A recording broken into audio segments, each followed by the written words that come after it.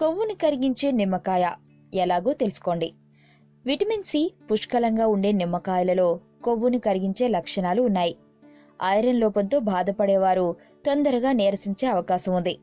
ఇలాంటప్పుడు ఎక్కువ క్యాలరీలు ఉన్న స్నాక్స్ తీసుకునే బదులు లెమన్ జ్యూస్తో కూడిన సాలడ్ తీసుకుంటే ఎక్కువ శక్తిని ఇవ్వడమే కాకుండా శరీరంలోని కొవ్వును కూడా కరిగిస్తుంది.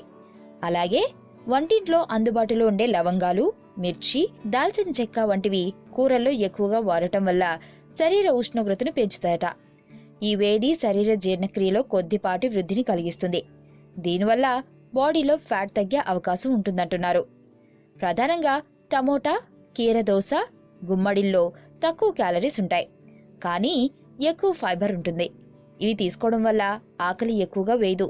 ఫైబర్ జీర్ణం అవ్వడానికి శరీరం ఎక్కువగా కష్టపడాల్సి వస్తుంది.